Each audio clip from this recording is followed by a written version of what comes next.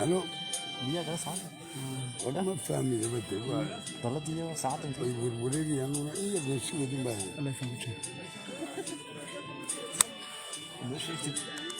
ya ku dhawaaqista natiijada doorashada golayaasha deegaanka ee magaalada Boorama ayaa hadda maraysa gabagabadii ugu dambeysay diyaargalowgii ugu dambeeyay halkani waa xarunta komishanka doorashooyinka ee magaalada Boorama ee xarunta gobolka Awdal.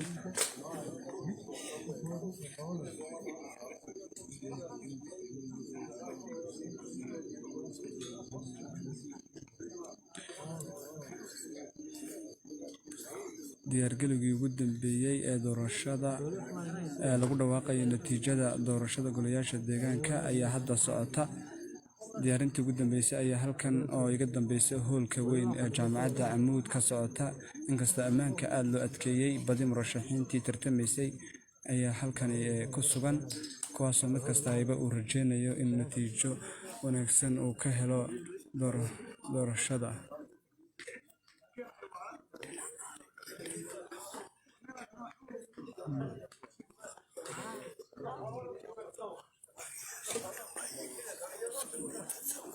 dhammaantood waxa halkaa taagani waa bahdii warbaahinta gobolka, kuwaasoo mid kastaba uu dhankiisa uu rabo inuu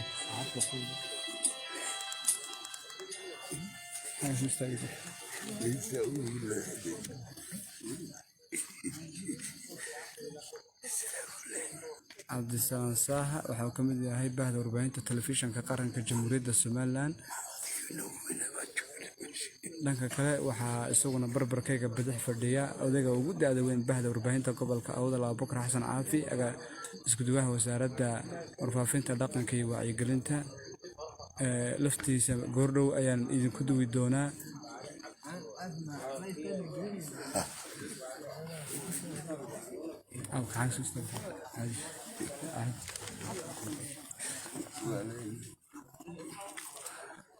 Abubakar Xasan Caafi waa kan agaasimaha wasaaradda warfaafinta iyo dhaqanka iyo wacyigelinta. waxa uu ka mid ka yahay bahda warbaahinta ee halkan ku sugan, isla markaana sugaysa in halkan ay ka tabiso natiijada doorashadii dhowaan dalka ka dhacday, gaar ahaan tii golaha deegaanka ee magaalada Boorama oo ku dhawaaqisteeda hadda miiska ay saaran tahay. Abubakar, kusoo dhawow. ku dhawaa Imraan. ka waran ilaa iyo hadda halkay maraysaa qabanqaabadii ugu dambeysay ku dhawaaqista? way dhowdahay, waxaa laga yaabaa inay dhowr iyo 10 daqiiqo ka bacdi ay baahiyaan oo nala hadlaan oo saxaafadda la hadlaan, iyadoo muddo badan laga dhul sugayay oo taageerayaashii iyo musharaxiintiiba ay diyaar yihiin. waa gartay. Abubakar Xasan Caafi, aad iyo aad ayaad u mahadsan tahay. waa isku soo laaban doonaa. inanka badda cas. dhanka kale bahda warbaahinta waxaa halkan barbarkayga midig jooga Jamaal Cumar Tube oo ah wakiil wareedka telefishinka badda cas. Jamaal ayaan rabaa isagana inuu nala hadlo. aad iyo aad baad u mahadsan tahay weli Imraan. hadda waxaan ku sugannahay waa xarunta jaamacadda Camuud ee magaalada Boorama, oo halka hadda ay ku sugan yihiin guddiga komishanka gobolka. halkan hadda waxaan ku sugannahay sugaynaa natiijada ay soo saareen hordhaca ay soo saarayaan komishanka doorashooyinka ee hadda ku sugan halkan aan hadda ku sugannahay oo ah jaamacadda Camuud. ilaa iyo in intee leeg bay qaadan kartaa ku dhawaaqista natiijada doorashada ee maalmaha dhanbe la sugayay Jamaalow? wallaahi aad baad u mahadsan tahay Imraanow. hadda waxaan fadhinaa muddo daqiiqado gaaraya meelaha 30 daqiiqo, laakiin waxaan filaynaa ugu dambeyn in caawa lagu dhawaaqi doono natiijada hordhaca ee golaha deegaanka ee Boorama. dhanka kale waxaa dhankaasi fadhiya Maxamed Ismaaciil Sharbi Yare wakiil wareedka telefishinka caalamiga ee Sahan TV. Maxamed, dhammaantood dhan ayaad halkan aad joogtay, bal ka waran hadda see wax u socdaan intii halkan aad joogtay bahda warbaahinta gobolku waa wada jeednaa. kolley diyaargarowgii ugu dambeeyay ayaan ugu jiraa kamaradaha iyo qaabkaygu waa diyaar insha Allah waxaan rajeynaynaa in warar lagu kalsoon yahay oo arrimaha doorashada golaha deegaanka hadda sugayno in lagu dhawaaqo insha Allah markaa waxaan rajeynaynaa in dadku ay soo jeedaan kolley caawa Jimce waxaan u taaganahay xiriga wasaaraddiisa u tagnaa warkii xaqiiqda markaa imka waxaan sugaynaa gudoomiyihii komishanka ee degmada Boorama oo si rasmi ah ugu dhawaaqi doona natiijada hordhaca ee golaha deegaanka Boorama ka nala jooga. aad iyo aad buu kaasina u mahadsan yahay Maxamed Ismaaciil Sheer Biyare wakiil wareedka telefishinka.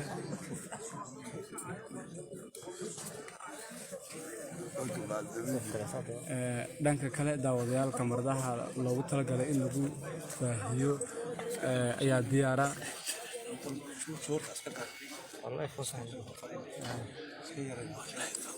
Shacay Maxamed Kaahin wakiil wareedka telefishinka Bulsha TV oo hadda isaguna diyaarsanaya qalabkiisii ugu dambeeyay ee uu doonayay inuu ku tabiyo warka ugu weyn ee magaalada Boorama laga sugayo oo ah in golayaashii deegaanka natiijada doorashadeedii halkan goordhow lagaga dhawaaqo. bahda warbaahinta gobolku diyaar waxay wada yihiin oo halkan goor hore ay u soo wada xaadireen sidii ay uga mid noqon lahaayeen diyaarna ugu ahaan lahaayeen inay tabiyaan warka ugu weyn ee ugu xiisaha badan ee deegaanada gobolka laga warhayo oo ah in ay dadka la socodsiiyaan natiijada rasmiga ah ee golayaasha deegaanka oo muddooyinkii ugu dambeeyay hirdankaygu si aad looga wada dareemay deegaanada. waan isku soo laaban doonaa daawadayaal gudaha ayaan u geli doonaa goordhow oo diyaarintii ugu dambeysay ayaa hadda halkani ka socota. caawa looma kala tegayaa la yiri saacadu hadda geeska Afrikada bari xilli habeenimo weeyaan xamaraysaa 1 habeenimo murashaxiinta qaarkood waad arkaysaan.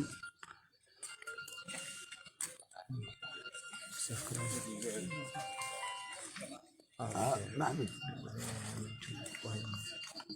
ماشي كمشي ماي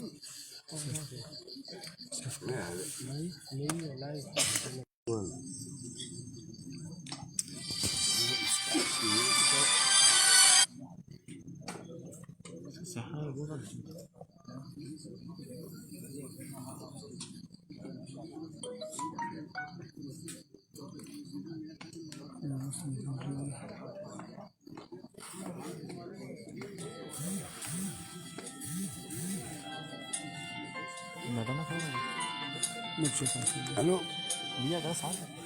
والله ما فاهمي يا بدي ضلت لي ساعات انت وليدي انا ايه اللي شو دي باهي الله يفهمك.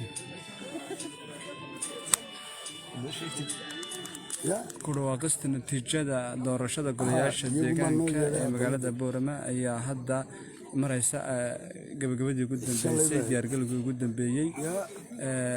halkani waa xarunta komishanka doorashooyinka ee magaalada Boorama ee xarunta gobolka Awdal.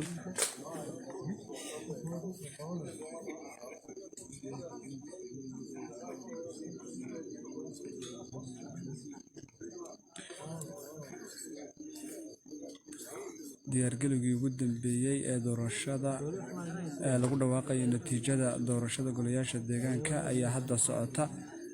diyaarintii ugu dambeysay ayaa halkan oo iga dambeysay hoolka weyn ee jaamacadda Camuud ka socota. inkasta ammaanka aad loo adkeeyay badi murashaxiintii tartamaysay ayaa halkan ku sugan kuwaasoo mid kasta ayba uu rajeynayo in natiijo wanaagsan uu ka helo doorashada.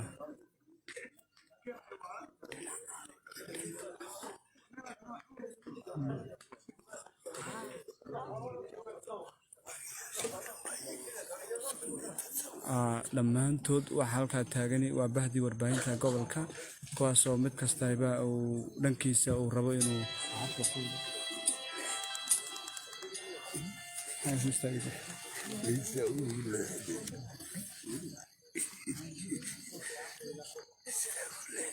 Cabdisalaam Saaha waxa uu ka mid yahay bahda warbaahinta telefishinka qaranka Jamhuuriyadda Somaliland.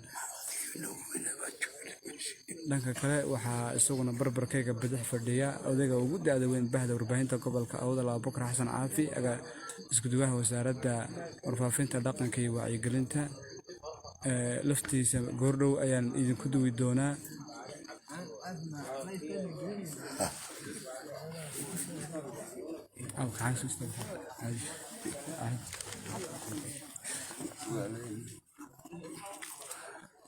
Abuukar Xasan Caafi waa kan agaasimaha wasaaradda warfaafinta iyo dhaqanka iyo wacyigelinta. Waxa uu ka mid ka yahay bahda warbaahinta ee halkan ku sugan isla markaana sugaysa in halkan ay ka tabiso natiijada doorashadii dhowaan dalka ka dhacday, gaar ahaan tii golaha deegaanka ee magaalada Boorama oo ku dhawaaqisteeda hadda miiska ay saaran tahay. Abuukar, kusoo dhawow. ku dhawaa Imraan. Ka waran ilaa iyo hadda halkay maraysaa qabanqaabadii ugu dambeysay ku dhawaaqista? way dhowdahay, waxaa laga yaabaa inay dhowr iyo 10 daqiiqo ka bacdi ay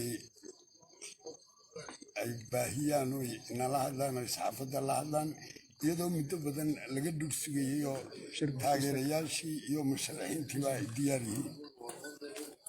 Waa gartay. Abuukar Xasan Caafi aad iyo aad ayaad u mahadsan tahay. Waa isku soo laaban doonaa. Inanka badda cas. Dhanka kale bahda warbaahinta waxaa halkan barbarkayga midig jooga Jamaal Cumar Tube oo ah wakiil wareedka telefishinka Badda Cas. Jamaal ayaan rabaa isagana inuu nala hadlo. aad iyo aad baad u mahadsan tahay weli Imraan. Hadda waxaan ku sugannahay waa xarunta jaamacadda Camuud ee magaalada Boorama oo halka hadda ay ku sugan yihiin guddiga komishinka gobolka. halkan hadda waxaan ku sugannahay sugaynaa natiijada ay soo saareen hordhaca ay soo saarayaan komishinka doorashooyinka ee hadda ku sugan halkan aan hadda ku sugannahay oo ah jaamacadda Camuud. ilaa iyo inta leeg bay qaadan kartaa ku dhawaaqista natiijada doorashada ee maalmaha dhanbe la sugayay Jamaalow? wallaahi aad baad u mahadsan tahay Imraanow. hadda waxaan fadhinaa muddo daqiiqado gaaraya meelaha 30 daqiiqo, laakiin waxaan filaynaa ugu dambeyn in caawa lagu dhawaaqi doono natiijada hordhaca ee golaha deegaanka ee degmada Boorama. dhanka kale waxaa dhankaasi fadhiya Maxamed Ismaaciil Sharbi Yare, wakiil wareedka telefishinka caalamiga ee Sahan TV. Maxamed, dhammaantood dhan ayaad halkan aad joogtay, bal ka waran hadda see wax u socdaan intii halkan aad joogtay? bahda warbaahinta gobolku waa u wada jeednaa. kolley diyaargarowgii ugu dambeeyay ayaan ugu jiraa. kamaradaha iyo qaabkaygu waa diyaar. insha Allah waxaan rajeynaynaa in warar lagu kalsoon yahay oo arrimaha doorashada golaha deegaanka hadda sugayno in lagu dhawaaqo. insha Allah markaa waxaan rajeynaynaa in dadku ay soo jeedaan. kolley caawa Jimce waxaan u taaganahay xiriga wasaaraddiisa u tagnaa warkii xaqiiqda. markaa imika waxaan sugaynaa gudoomiyihii komishanka ee degmada Boorama oo isagu si rasmi ah ugu dhawaaqi doono natiijada hordhaca ee golaha deegaanka Boorama. markaa nala jooga. aad iyo aad buu kaasina u mahadsan yahay Maxamed Ismaaciil Sharbi Yare, wakiil wareedka telefishinka.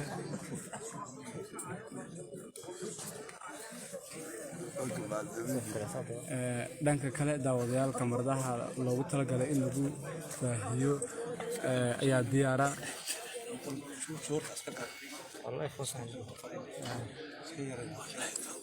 Shacayb Maxamed Kaahin, wakiil wareedka telefishinka Bulsha TV oo hadda isaguna diyaarsanaya qalabkiisii ugu dambeeyay ee uu doonaya inuu ku tabiyo warka ugu weyn ee magaalada Boorama laga sugayo oo ah in golayaashii deegaanka natiijada doorashadeedii halkan goordhow lagaga dhawaaqo.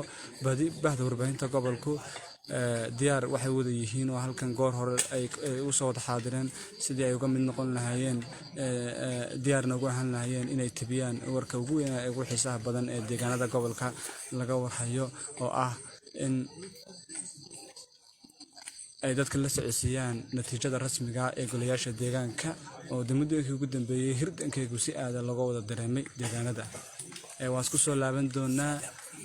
soo laaban doonaa daawadayaal. gudaha ayaanu geli doonaa goordhow oo diyaarintii ugu dambeysay ayaa hadda halkani ka socota.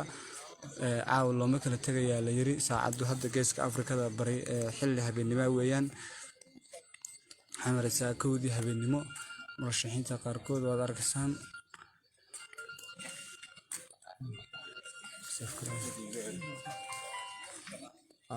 محمد ماشي كويس. may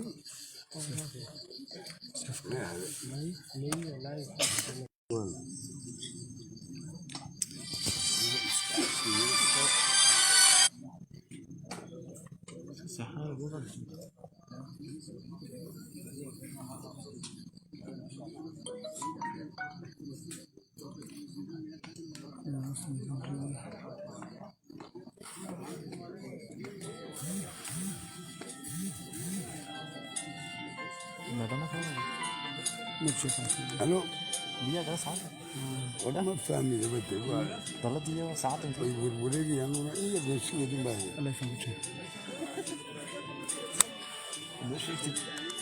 ya ku dhawaaqista natiijada doorashada golayaasha deegaanka ee magaalada Boorama ayaa hadda maraysa gabagabadii ugu dambeysay diyaargalowgii ugu dambeeyay halkani waa xarunta komishanka doorashooyinka ee magaalada Boorama ee xarunta gobolka Awdal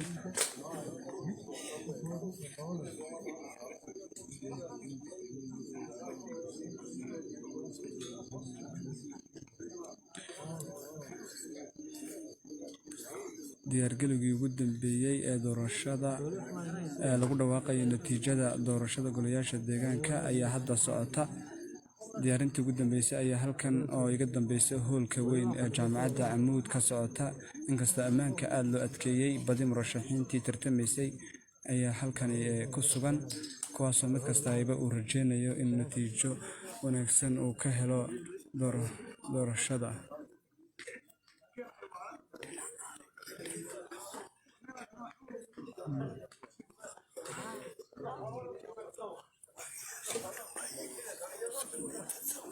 dhammaantood waxa halkaa taagani waa bahdii warbaahinta gobolka kuwaasoo mid kastaba uu dhankiisa uu rabo inuu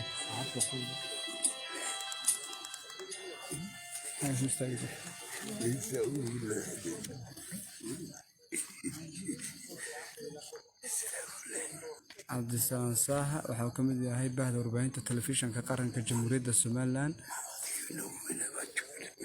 dhanka kale waxaa isaguna barbarkayga bidix fadhiya odayga ugu da'da weyn bahda warbaahinta gobolka Awdal Abubakar Xasan Caafi isku duwaha wasaaradda warfaafinta dhaqanka iyo wacyigelinta laftiisa goordhow ayaan idinku duwi doonaa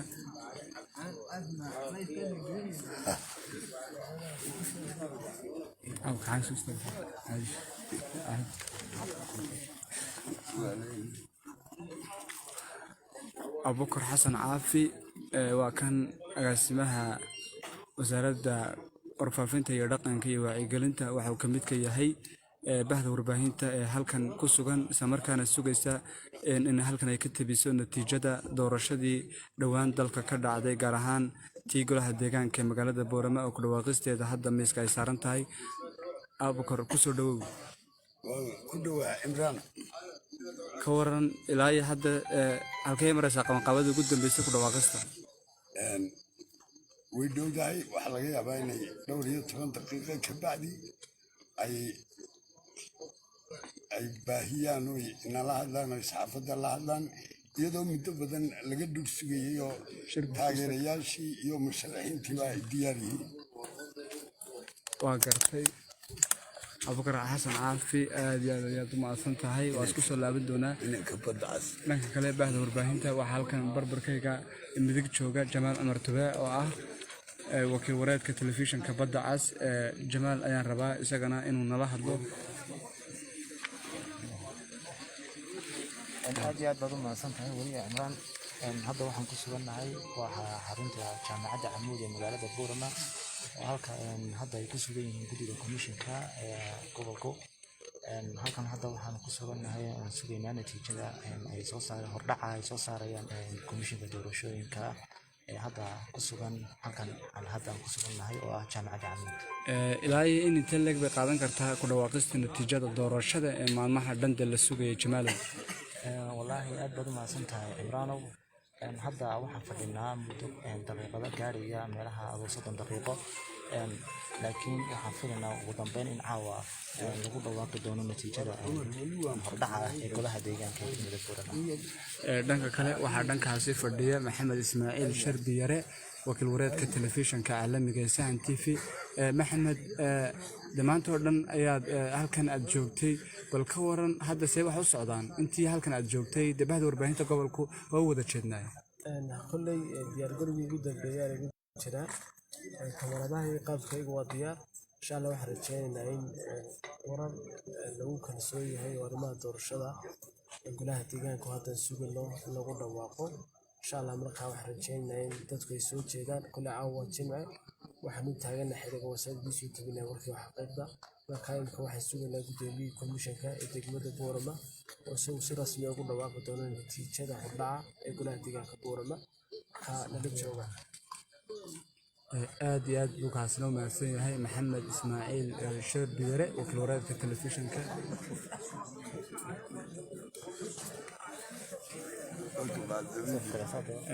dhanka kale daawadayaal kamaradaha loogu talagalay in lagu baahiyo ayaa diyaara.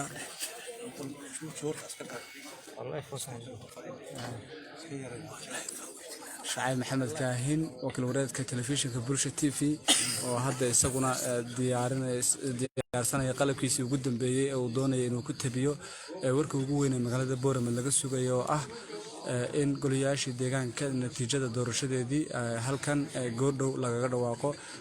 bahda warbaahinta gobolku diyaar waxay wada yihiin oo halkan goor hore ay u soo wada xaadireen sidii ay uga mid noqon lahaayeen diyaarna ugu ahaan lahaayeen inay tabiyaan warka ugu weyn ee ugu xiisaha badan ee deegaanada gobolka laga warhayo oo ah in ay dadka la socodsiiyaan natiijada rasmiga ah ee golayaasha deegaanka oo muddooyinkii ugu dambeeyay hirdankaygu si aad looga wada dareemay deegaanada. waan isku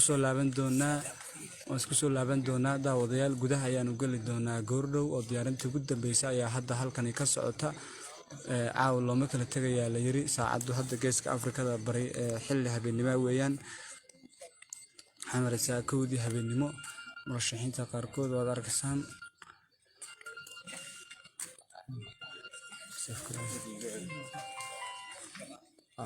محمد ماشي كويس ماي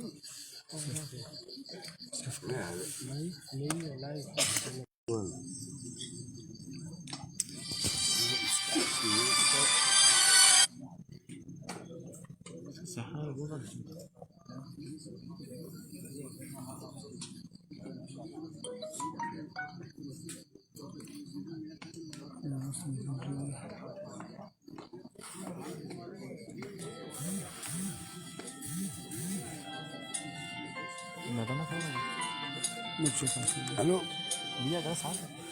والله ما فاهمي بدي دولة ساعات انت وريني انا ايه اللي شو دي معي الله يفهمك.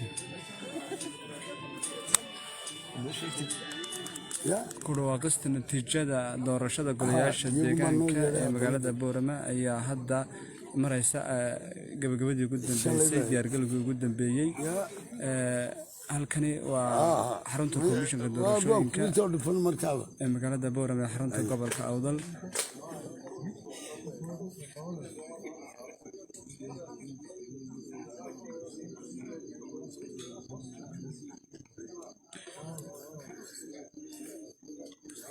diyaargalowgii ugu dambeeyay ee doorashada lagu dhawaaqayo natiijada doorashada golayaasha deegaanka ayaa hadda socota. diyaarintii ugu dambeysay ayaa halkan oo iga dambeysay hoolka weyn ee jaamacadda Camuud ka socota. inkasta ammaanka aad loo adkeeyay badi murashaxiintii tartamaysay ayaa halkan ku sugan kuwaasoo mid kasta ayba uu rajeynayo in natiijo wanaagsan uu ka helo doorashada.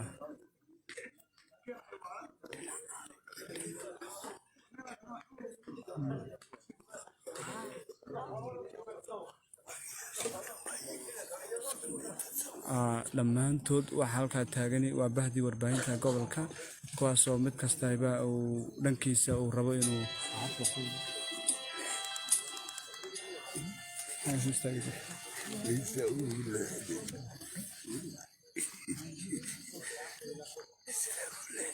Cabdisalaam Saaha waxa uu ka mid yahay bahda warbaahinta telefishinka qaranka Jamhuuriyadda Somaliland. dhanka kale waxaa isaguna barbarkayga bidix fadhiya odayga ugu da-da weyn bahda warbaahinta gobolka Awdal Abuukar Xasan Caafi iskuduwaha wasaaradda warfaafinta dhaqanka iyo wacyigelinta laftiisa goordhow ayaan idinku duwi doonaa.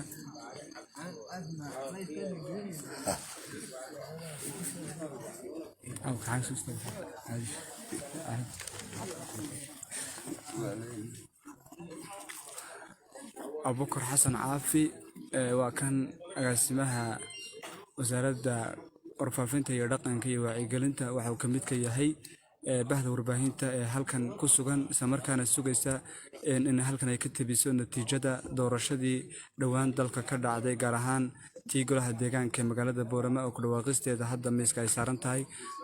Abuukar kusoo dhawow. ku dhawaa Imraan Ka waran ilaa iyo hadda halkay maraysaa qabanqaabada ugu dambeysay ku dhawaaqista? way dhowdahay waxaa laga yaabaa inay dhowr iyo 10 daqiiqo ka bacdi ay baahiyaan oo nala hadlaan oo saxaafadda la hadlaan iyadoo muddo badan laga dhul sugayay oo taageerayaashii iyo musharaxiintiiba ay diyaar yihiin. waa gartay. Abuukar Xasan Caafi aad iyo aad u mahadsan tahay. waa isku soo laaban doonaa inanka badda cas. dhanka kale bahda warbaahinta waxaa halkan barbarkayga midig jooga Jamaal Cumar Tube oo ah wakiil wareedka telefishinka badda cas. Jamaal ayaan rabaa isagana inuu nala hadlo. aad iyo aad baad u mahadsan tahay weli Imraan. hadda waxaan ku sugannahay waa xarunta jaamacadda Camuud ee magaalada Boorama oo halka hadda ay ku sugan yihiin guddiga komishinka gobolka. halkan hadda waxaan ku sugannahay sugaynaa natiijada ay soo saareen hordhaca ay soo saarayaan komishinka doorashooyinka ee hadda ku sugan halkan aan hadda ku sugannahay oo ah jaamacadda Camuud. ilaa iyo in inta leeg bay qaadan kartaa ku dhawaaqista natiijada doorashada ee maalmaha dhanbe la sugayay Jamaalow? wallaahi aad baad u mahadsan tahay Imraanow. hadda waxaan fadhinaa muddo daqiiqado gaaraya meelaha 30 daqiiqo laakiin waxaan filaynaa ugu dambeyn in caawa lagu dhawaaqi doono natiijada hordhaca ee golaha deegaanka ee degmada Boorama. dhanka kale waxaa dhankaasi fadhiya Maxamed Ismaaciil Sharbi Yare wakiil wareedka telefishinka caalamiga ee Sahan TV. Maxamed dhammaantood dhan ayaad halkan aad joogtay bal ka waran hadda see wax u socdaan intii halkan aad joogtay bahda warbaahinta gobolku waa wada jeednaa. kolley diyaargarowgii ugu dambeeyay ayaa lagu jiraa kamaradaha iyo qaabkaygu waa diyaar insha Allah waxaan rajeynaynaa in warar lagu kalsoon yahay oo arrimaha doorashada golaha deegaanka hadda sugayno in lagu dhawaaqo insha Allah. markaa waxaan rajeynaynaa in dadku ay soo jeedaan kolley caawa Jimce waxaan u taaganahay xiliga wasaaraddiisu tagnaa warkii xaqiiqda markaa imka waxaan sugaynaa gudoomiyihii komishanka ee degmada Boorama oo isagu si rasmi ah ugu dhawaaqi doona natiijada hordhaca ee golaha deegaanka Boorama markaa nala jooga.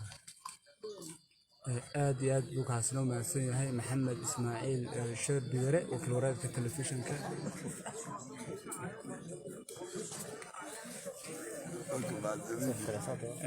dhanka kale daawadayaal kamaradaha loogu talagalay in lagu baahiyo ayaa diyaara.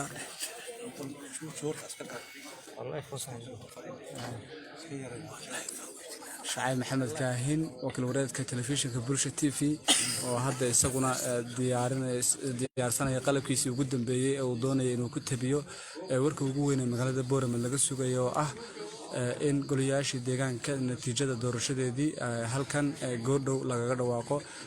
bahda warbaahinta gobolku diyaar waxay wada yihiin oo halkan goor hore ay u soo wada xaadireen sidii ay uga mid noqon lahaayeen diyaarna ugu ahaan lahaayeen inay tabiyaan warka ugu weyn ee ugu xiisaha badan ee deegaanada gobolka laga warhayo oo ah in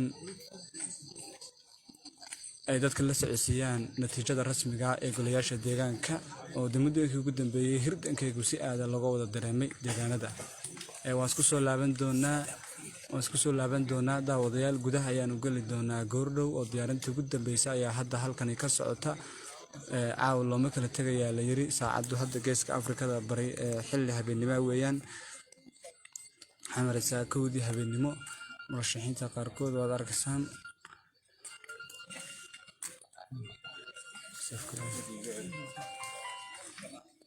محمد ماشي كويس may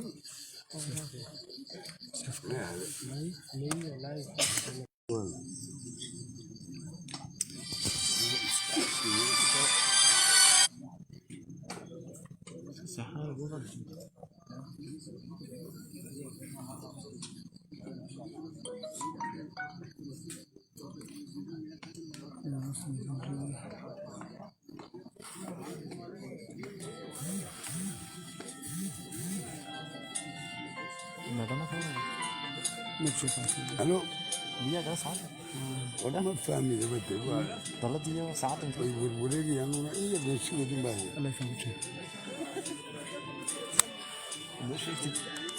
ya ku dhawaaqista natiijada doorashada golayaasha deegaanka ee magaalada Boorama ayaa hadda maraysa gabagabadii ugu dambeysay diyaargalowgii ugu dambeeyay halkani waa xarunta komishanka doorashooyinka ee magaalada Boorama ee xarunta gobolka Awdal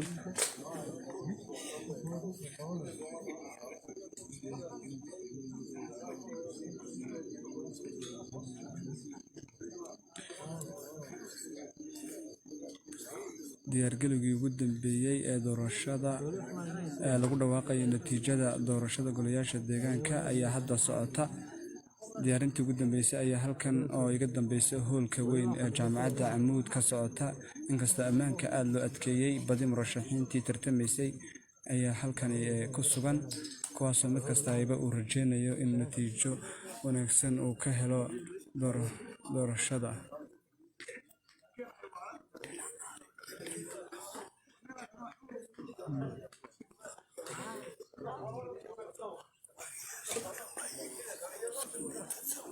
dhammaantood waxa halkaa taagani waa bahdii warbaahinta gobolka kuwaasoo mid kastaba uu dhankiisa uu rabo inuu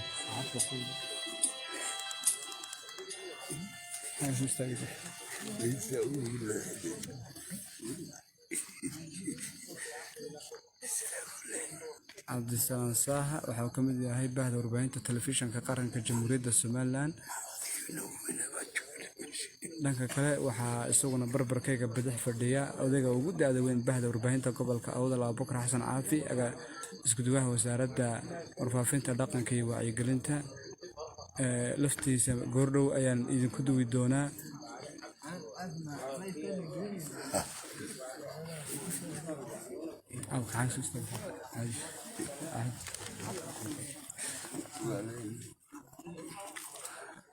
Abubakar Xasan Caafi waa kan agaasimaha wasaaradda warfaafinta iyo dhaqanka iyo wacyigelinta waxa uu ka mid ka yahay bahda warbaahinta ee halkan ku sugan isla markaana sugaysa in halkan ay ka tabiso natiijada doorashadii dhowaan dalka ka dhacday gaar ahaan tii golaha deegaanka ee magaalada Boorama oo ku dhawaaqisteeda hadda miiska ay saaran tahay Abubakar ku soo dhawow ku dhawaa Imraan ka waran ilaa iyo hadda halkay maraysaa qabanqaabada ugu dambeysay ku dhawaaqista